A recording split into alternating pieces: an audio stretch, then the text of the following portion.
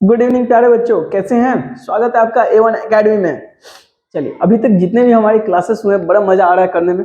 आ रहा है कि नहीं आ रहा है? बिल्कुल आना चाहिए भाई, क्लासेस ही इतना मजेदार हो रहा है कि नहीं? जितने भी क्वेश्चन करवाए जा रहे हैं ना बच्चे, सारे क्वेश्चन आपके एग्जाम के इंपॉर्टेंट क्वेश्चन है।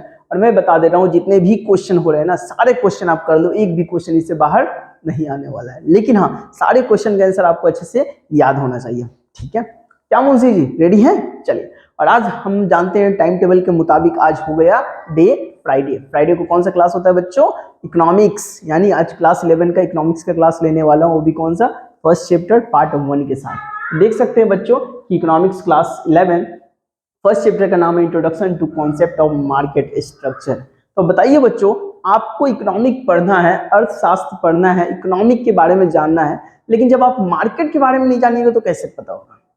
Introduction to concept of market structure, ये चैप्टर का ही नाम है। यानी मार्केट में एक छोटा दुकान से लेकर के एक बड़ा बिजनेसमैन बनने तक हम लोग इस चैप्टर में जानने वाले हैं। तो क्या स्टार्ट किया जाए? चलिए स्टार्ट करते हैं आज का पहला क्वेश्चन के साथ।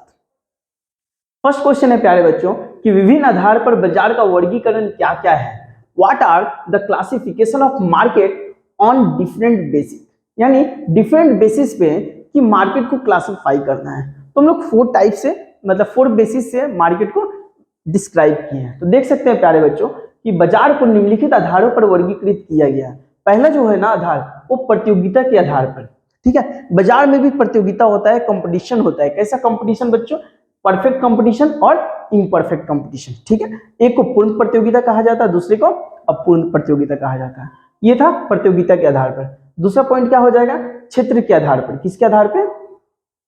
क्षेत्र के आधार पर। तो देख सकते हैं, एक होता है लोकल मार्केट जिसे स्थानीय बाजार कहते हैं, दूसरा नेशनल मार्केट जिसे राष्ट्रीय बाजार कहते हैं, तीसरा इंटरनेशनल मार्केट जिसे अंतरराष्ट्रीय बाजार कहते हैं। अब ये बाजार बोलने का मतलब स्थानीय, लोकल मार्केट बोलने का मतलब हम लोग घरों के आसपास दुकान खोलते हैं, मार्केट करते हैं।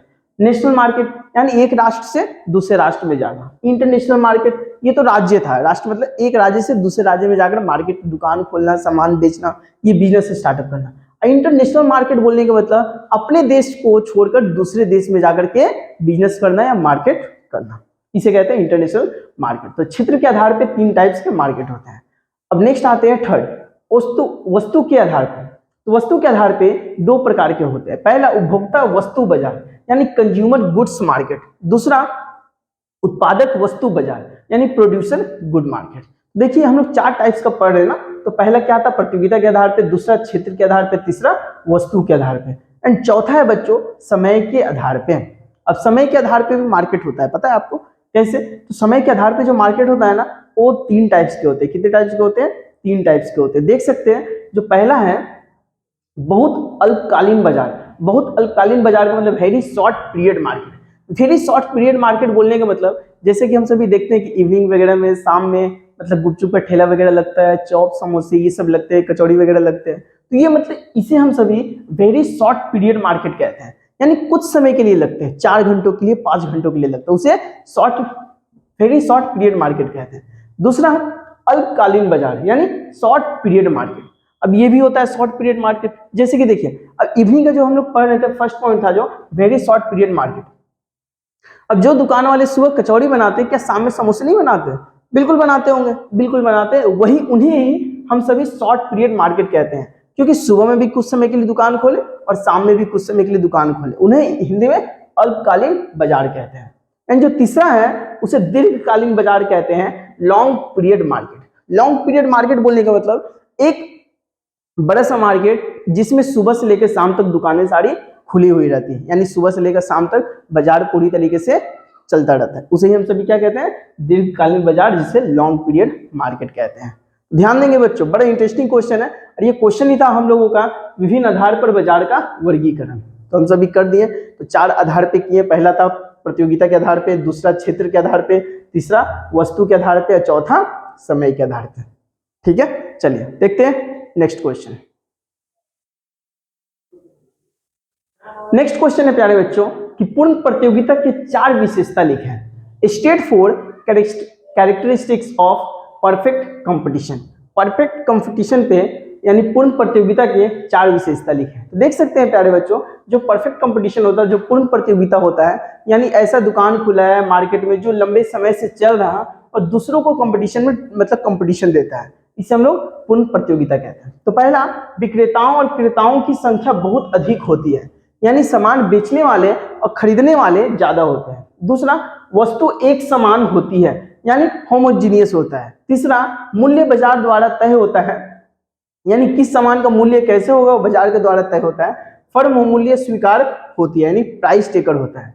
चौथा, बाजार में प्रवेश और निकास पूर्ण स्वतंत्र होता है, यानी बाजार में कोई भी जा सकता है और कोई भी आ सकता है, वहां पे किसी के लिए कोई रुकावट नहीं रहता है। देखिए हिंदी वर्जन भी है बच्चों, प्यारे बच्चों, और नीचे इंग्लिश वर्जन भी है। ठीक है, तो मन लगा के पढ़ाई करें प्यारे बच्चों, आप सभी को पढ़ाई के अलावा और कुछ नहीं करना है। ठीक है,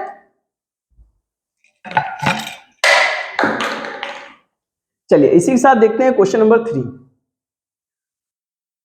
क्वेश्चन नंबर 3 है बच्चों, एकाधिकार की 4 विशेषताएं लिखें। एकाधिकार बोलने का मतलब क्या है बच्चों? किसी एक को अधिकार मिलना, बिल्कुल, एकाधिकार का मतलब वही है कि 4 विशेषता लिखे। तो देख सकते हैं कि 4 features of monopoly.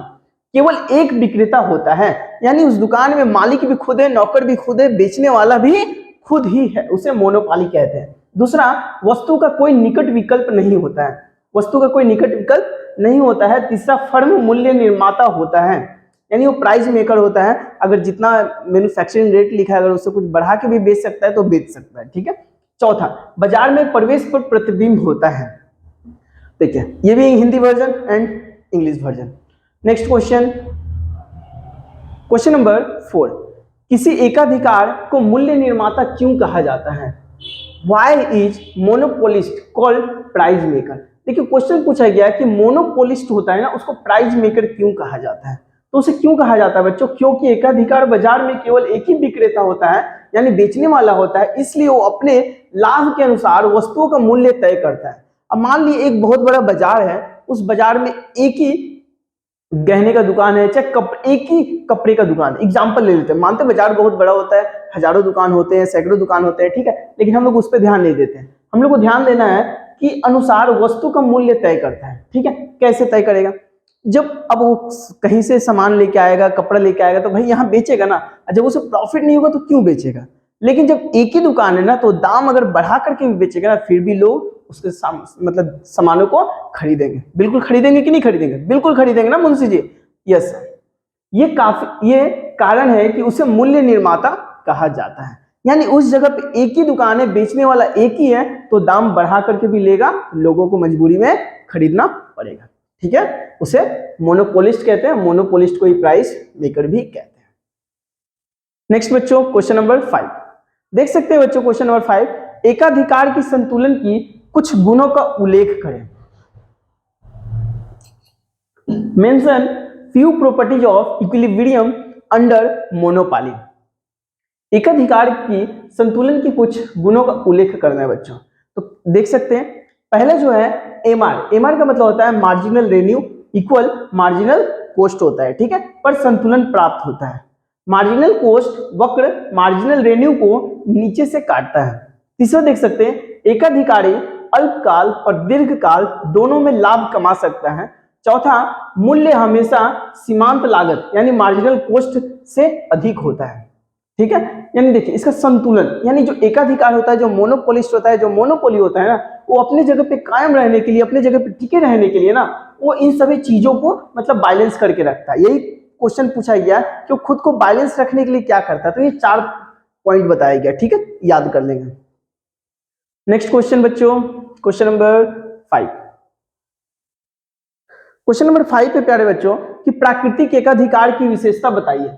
Mention characteristics of natural monopoly. Natural monopoly बोलने का मतलब है यह प्राकृतिक कारणों से बनता है, जैसे पानी और बिजली।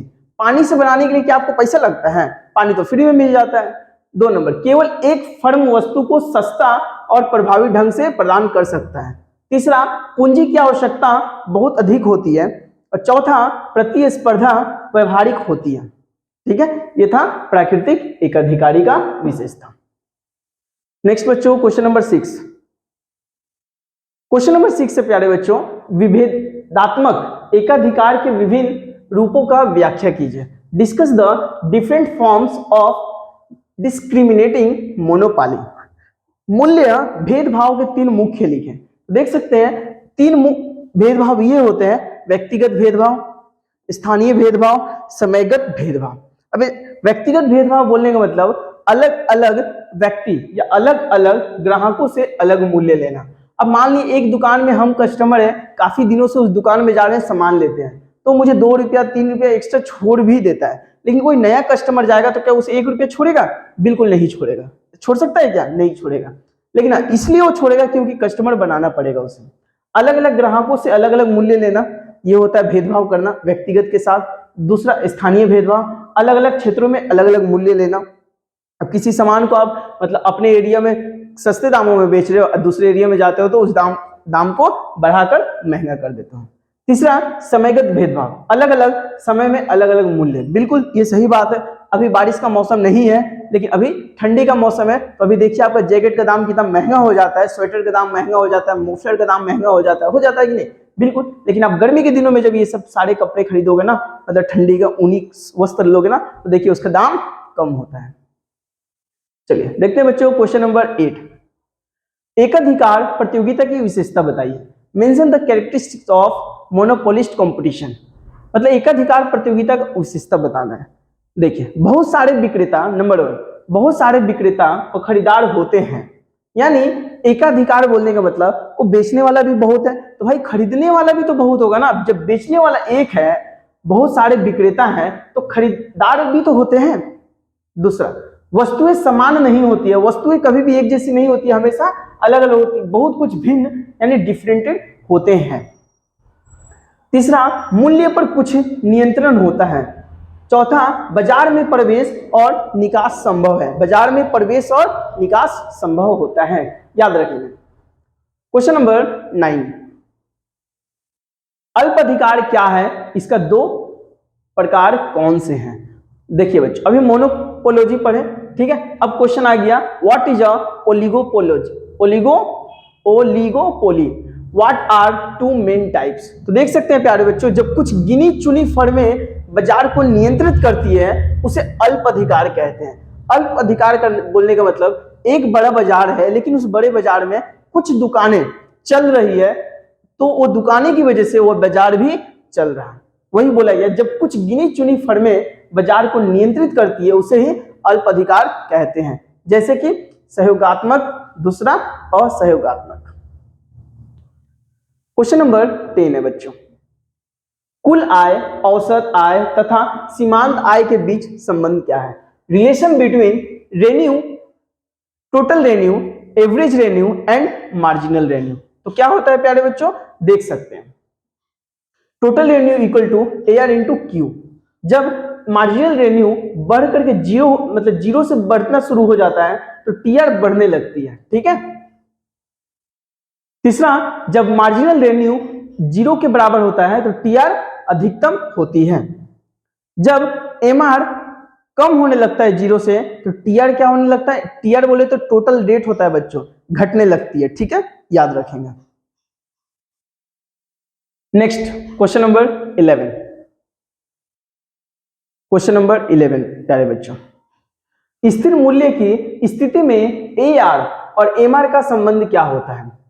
ठीक है, AR और MR का संबंध क्या होता है? तो आप देख सकते हैं बच्चों, जब मूल्य स्थिर रहता है तब पूर्ण प्रतियोगिता में तब AR के बराबर MR हो जाता है और उसका जितना प्राइस होता है उतना ही रहता है, ठीक है। इसे ही स्थिर मूल्य की स्थिति में AR और MR का संबंध होता है। जब ये दोनों बराबर रहेगा तब उसका दाम भी बराबर ही रहेगा, याद रखेंगे, ठीक है।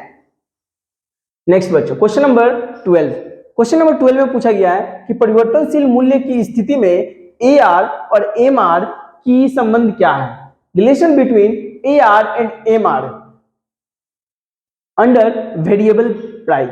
जब मूल्य घटता है तब मार्जिनल रेन्यू हमेशा AR से नीचे होती है क्योंकि अतिरिक्त इकाई बेचने के लिए मूल्य घटाना पड़ता है। जब आपको सामान को ज्यादा मात्रा में बेचना है तो भाई उसका दाम कहीं ना कहीं आपको कम करना ही पड़ेगा। जब कम करोगे तब जाकर के अधिक मात्रा में बिकेगा, उसे परिवर्तनशील मूल्य की स्थिति कहते हैं, ठीक है। नेक्स्ट क्वेश्चन नंबर 13 देख सकते हैं बच्चों, स्थिर व परिवर्तनशील मूल्य में कुल आय की प्रकृति क्या है? Nature of TR under fixed and variable price क्या होता है? तो ये दो टाइप्स के हैं, एक फिक्स स्थिर मूल्य में, दूसरा परिवर्तनशील मूल्य में। तो देखिए बच्चों, स्थिर मूल्य में टीआर सीधी रेखा के रूप में बढ़ती है। टीआर सीधी रेखा के रूप में बढ़ती है, यानी टोटल रेवेन्यू बोले या टोटल रेंज बोले या टोटल रेट बोले, ये टोटल रेवेन्यू सीधी रेखा के रूप में बढ़ते रहती है।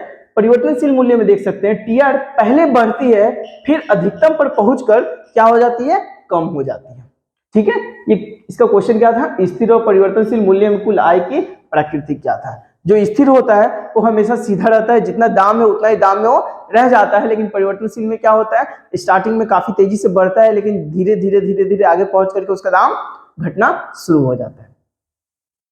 मजा आ रहा है कि नहीं प्यारे बच्चों? बताओ तो, इतना सीरियस होकर के अगर हम पढ़ाने लगे तो मजा आएगा क्या? मुंशी जी मजा आता है क्या? नहीं आता? क्यों नहीं आएगा भाई? बिल्कुल आना चाहिए। अरे बच्चों, इकोनॉमिक्स से पढ़ेंगे तब तो आगे बढ़ेंगे, पढ़ते चलो, मजा आना चाहिए, है कि नहीं है? बिल्कुल आना चाहिए। देखिए क्वेश्चन नंबर 14 है, पूर्ण प्रतियोगिता में अल्पकालीन संतुलन की शर्तें क्या है? बोला गया है condition of short run equilibrium under perfect competition. क्या होता है बच्चों? तो जो मार्जिनल रेवेन्यू होता है ये मार्जिनल कॉस्ट के बराबर होता है। मार्जिनल कॉस्ट वक्र मार्जिनल रेवेन्यू को नीचे से काटते हैं। फर्म को जो लाभ होता है ना, लाभ होता है या हानि होता है, फिर संतुलन की स्थिति में हो सकता है, जरूरी नहीं कि हमेशा फायदा ही हो। ठीक है, नेक्स्ट क्वेश्चन नंबर बच्चों 16, व्हाट इज फाइनेंसिंग? वित्त पोषण किसे कहते हैं? वित्त पोषण का अर्थ है व्यापार के लिए आवश्यक पूंजी प्राप्त करना। ये पूंजी विभिन्न स्रोतों से जुटाई जाती है। फाइनेंसिंग बोलने का मतलब है बच्चों कि मतलब कहीं पे पूंजी को लगाना। जब आपके पास पैसा रहेगा तभी तो आप आगे बिजनेस करोगे। जब पैसा ही नहीं रहेगा तो बिजनेस कर पाओगे? नहीं कर पाओगे ना, तो पैसा होना बहुत जरूरी है। तो financing means raising fund required for business activities from various source. तो पैसा यानी वित्त पोषण का अर्थ व्यापार के लिए आवश्यक पूंजी प्राप्त करना पड़ेगा, और ये कहां से मिलेगा? ये अलग अलग जगहों से आपको जुटाना पड़ेगा। ठीक है, next question 17 number, what is डेब्ट फाइनेंसिंग? डेब्ट फाइनेंसिंग क्या होता है प्यारे बच्चों? जब पूंजी ऋण, यानी जब आप लोन पे पैसा लेकर या पैसा ले लिए तो इसे ऋण वित्त पोषण कहते हैं। जैसे बैंक देती है, डिवेंचर देते हैं। यानी जब बैंक से हम लोग पैसा लेते हैं तो बैंक हमें लोन पे पैसे देती है और कुछ इंटरेस्ट भी हमसे कुछ ज्यादा पैसा रिटर्न लेती है। ठीक है, next question number 18, common type of डेब्ट फाइनेंसिंग। ऋण वित्त पोषण के समान प्रकार क्या क्या होते हैं? तो 4 प्रकार के होते हैं बच्चों। बैंक लोन होता है, ठीक है, जिसे बैंक ऋण कहते हैं, डिवेंचर कहते हैं, सार्वजनिक ऋण कहते हैं और बॉन्ड्स कहते हैं, याद रखेंगे। नेक्स्ट प्यारे बच्चों 19 नंबर क्वेश्चन, एडवांटेज ऑफ डेब्ट फाइनेंसिंग क्या होता है? ऋण वित्त पोषण के लाभ क्या क्या है? तो पहला लाभ ये है स्वामित्व नहीं घटता है। दूसरा, ब्याज कर योग्य आय से घटाया जा सकता है। तीसरा, पूंजी जल्दी उपलब्ध होती है। एंड चौथा, लाभांश क्या होता है? बांटना नहीं पड़ता है। जो लाभ होता है ना उसे बांटना नहीं पड़ता है। ये था हम लोग का ऋण उत्पोषण के लाभ। नेक्स्ट 20 नंबर क्वेश्चन देख सकते हैं प्यारे बच्चों, क्वेश्चन नंबर 20। अभी एडवांटेज पढ़े, अब पढ़े डिसएडवांटेज। डिसएडवांटेज क्या होता है? यानी हम लोग जब पैसा लेते हैं, जब ऋण पे या लोन में जब पैसा लेते हैं तो उसका नेगेटिविटी क्या होता है? तो पहला, ब्याज का भार बढ़ता है। जब आप टाइम पे पैसा नहीं चुका पाओगे तो ये ब्याज जो है धीरे धीरे बढ़ता जाएगा। दूसरा, ऋण चुकाना अनिवार्य है, लेकिन जो आप लोन लिए हो, जो ईएमआई आप भरते हो, वो तो चुकाना आपको पड़ेगा, आप उससे बच नहीं सकते हो। ठीक है। चौथा, वित्तीय जोखिम बढ़ता है, जिससे आपका इकोनॉमिक डाउन होने लगता है, आपको तकलीफ होती है, लेकिन भाई जब लोन लिए तो उसे भरना पड़ेगा। चौथा, खराब समय में नुकसान। जब बोलते हैं ना, जब समय खराब होता है ना तो हर दरवाजा बंद हो जाता है, लेकिन एक कहावत है कि हजारों दरवाजे क्यों ना बंद हो जाए, आप खटखटाना तो शुरू करो। अरे भाई 1000 नहीं खुलेंगे, 1001 तो खुलेगा, कोई एक तो दरवाजा जरूर खुलता है। ठीक है, चलिए इसी के साथ आज पार्ट 1 का ये था हमारा 20 नंबर लास्ट क्वेश्चन, और हम सभी मिलते हैं अगले वीडियो में, यानी कल के वीडियो में। अभी के लिए टाटा बाय बाय, जय हिंद।